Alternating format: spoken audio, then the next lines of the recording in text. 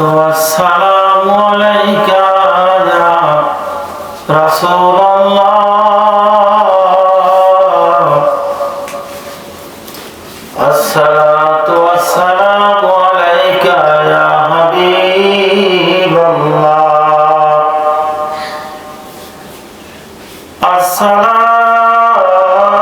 الصلاة والسلام عليك يا رسول الله মহান আল্লাহ রব্বুল আলামিন এই বিশ্বের ধরা হবে ওরে আল্লাহদের এমন ভোল্টেজ পাওয়ার দিয়েছেন যেটা কল্পনা করা যায় না অসম্ভবকে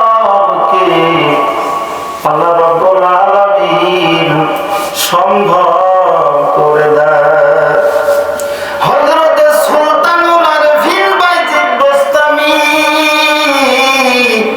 রাহমাতুল্লাহ আলাইহি একদিন খ্রিস্টানদের ভেতরে ঢুকে গেলেন খ্রিস্টানদের বড় মজমা হয় খ্রিস্টানদের এই বড় মজমার কাছে ওই দলের ভেতরে হযরতে বাইজিদ বুস্তামি রাহমাতুল্লাহ আলাইহি ঢুকে গেছে এবার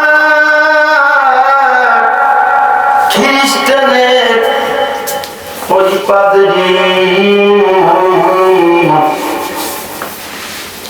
একেবারে গেট বন্ধ হয়ে গেছে একেবারে মুখমণ্ডল বন্ধ হয়ে গেছে কথা বলতে পারে না অনেক সময় গেছে কথা বলতে পারে না সবাই জিজ্ঞাসা করে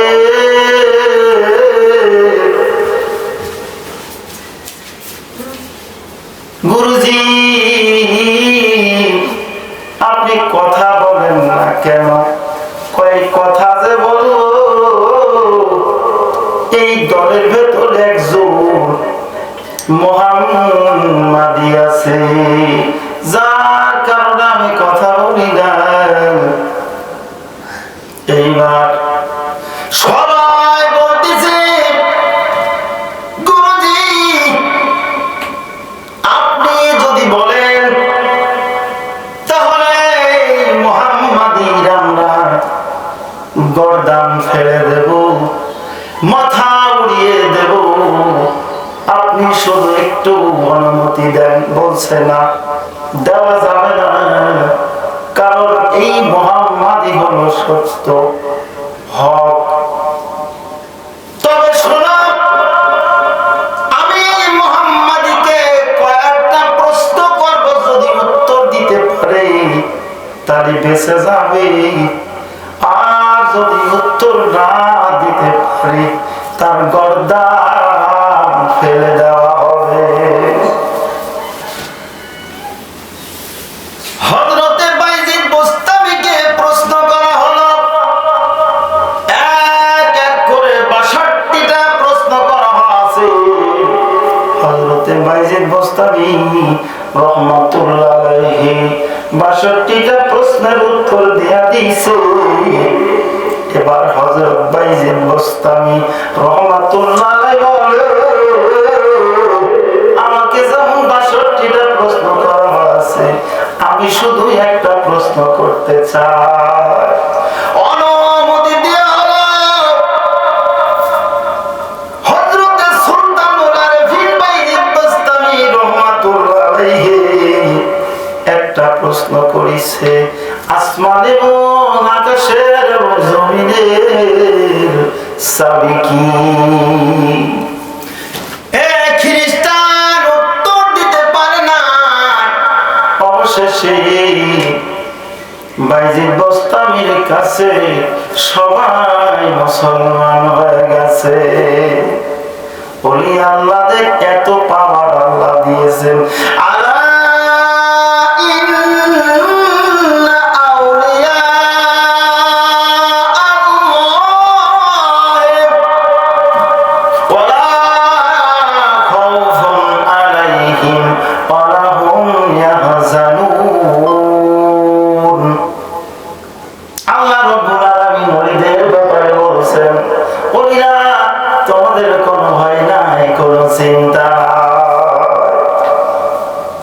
সম্মানীয় দর্শকবৃন্দ, হযরত বাইজিদ বোস্তামী রহমাতুল্লাহর কথা গেল।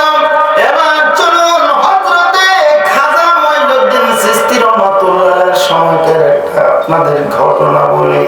হযরতে খাজা বাইজিদ বোস্তামী খাজা মঈনুদ্দিন চিশতি রহমাতুল্লাহ আলাইহি রাস্তা দিয়ে যায়। রাস্তা দিয়ে যখন চলে যায়, হঠাৎ করে রাস্তার পাশে দেখে একটা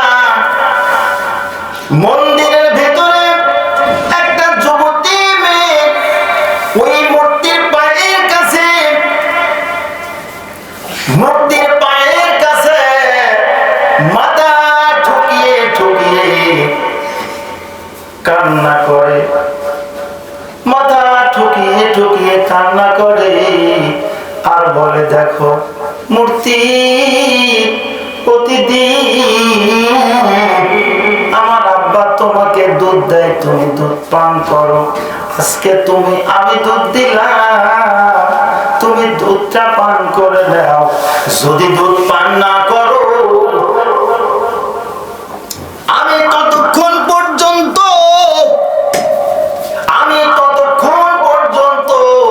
এইখান থেকে যাব না, আমি ততক্ষণ পর্যন্ত এইখান থেকে যাব না। বাজান রে,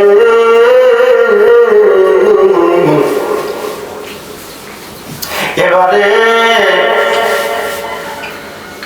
খাজা মঈনুদ্দিন চিশতি রহমাতুল্লাহ আলাইহি ওই মন্দিরের ভেতর প্রবেশ করলেন। মন্দিরের ভেতর প্রবেশ করে মা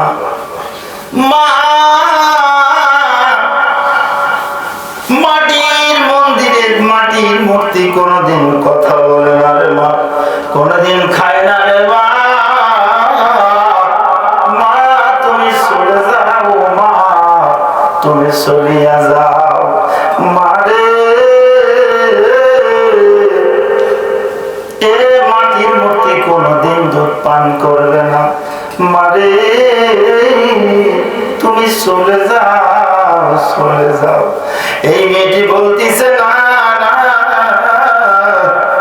যতক্ষণ পর্যন্ত এই মূর্তিটা না পান করবি, আমি ততক্ষণ পর্যন্ত এইখান থেকে যাব না। অবশেষে হযরত বাইজিদ বোস্তামী রহমাতুল্লাহ আলাইহি বলতেছে, মাটির মূর্তিরা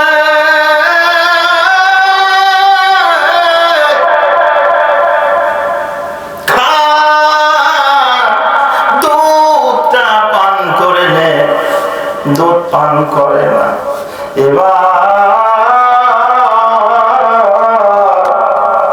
বাইজিদ বোস্তামী রহমাতুল্লাহ আলাইহি এইবার বড়টা মূর্তির কান ধরে জোরে করে টান দেয়, খা দুধ খা।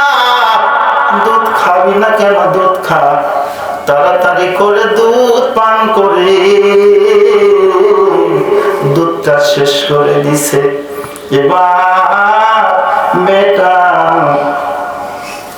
কপালে রক্ত মাখানো কপাল নিয়ে বাড়ি চলে গেল। ঠাকুরে বলছে, মা প্রতিদিন তো আমি ওই মূর্তির দুধ দেখাইয়া দুধ নিয়ে আসি রে মা, আজকে তুমি দুধ আনো নাই কেন? মাগো, সে দুধ তুমি কোথায় রেখে আসলে? এইবার মেয়েটি দুই চোখের পানিগুলো ছেড়ে দিদি বলে, মা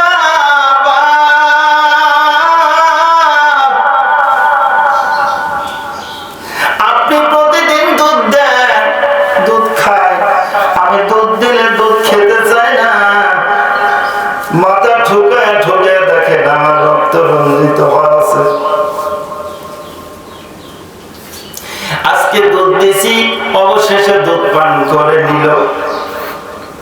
এবার ঠাকুর বলে, মারে তুই না পাগল হয়ে গেছিস রে মা? মাটির মূর্তি কোনদিন দুধ খেতে পারে রে মা?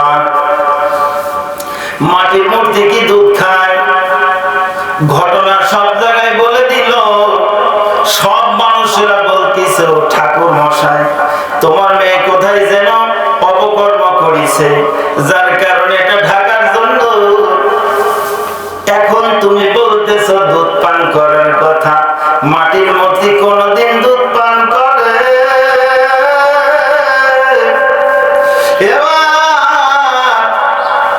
পুরোহিতকে বলে দিচ্ছে আগামীকালকে আমরা সবাই মন্দিরে যাব। মন্দিরে যদি দুধ পান যদি না করে, জানবো তোমার মেয়ে কোন জায়গায় খারাপই কাম করছে। এটা ঢাকার জন্য তুমি এই ব্যবস্থা নিছ।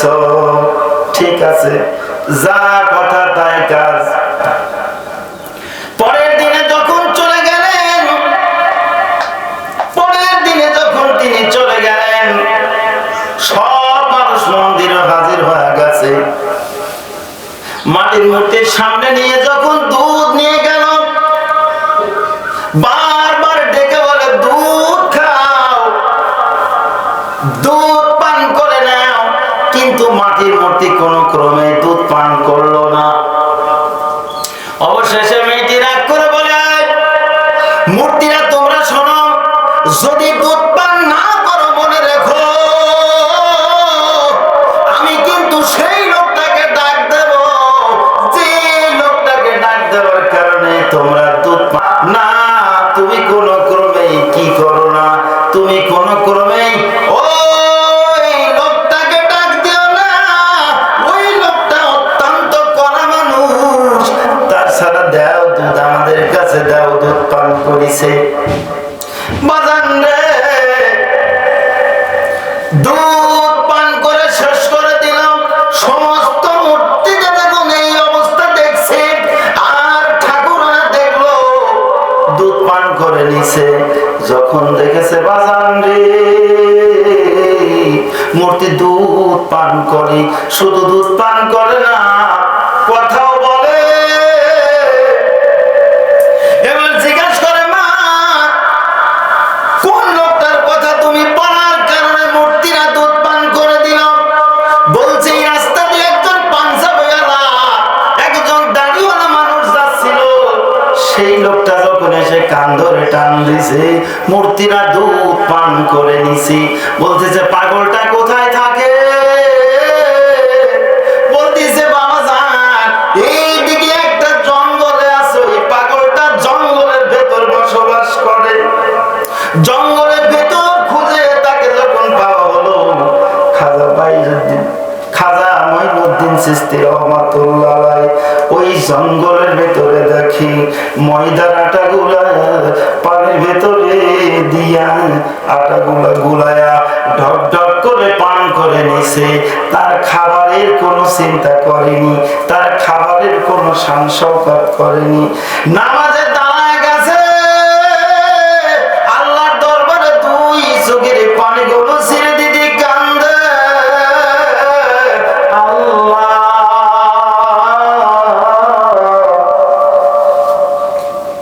আমি মঈনুদ্দিন জীবনে তোমার জন্য কোনো কিছুই করতে পারলাম না। আল্লাহ গো, তুমি মেহেরবানি করে আমি মঈনুদ্দিনকে তুমি আল্লাহ কবুল করিয়া নাও। সমস্ত পুরোহিত মিলে, সমস্ত ঠাকুর মশাই মিলে খাজা মঈনুদ্দিন চিশতি রহমাতুল্লাহ আলাইহির কাছে মুসলমান হয়ে গেছে। সম্মানীয় দর্শক বৃন্দ, আপনারা যারা আজকের এই অনুষ্ঠানটি দেখছেন, অনুষ্ঠানটির সাথে যারা সংযুক্ত আছেন, সকল ভাইয়াতে তাইবা কামনা করে শেষ করছি। আল্লাহ রাব্বুল আলামিন সকলকে কবুল করে। আসসালামু আলাইকুম ওয়া রাহমাতুল্লাহি ওয়া বারাকাতুহু।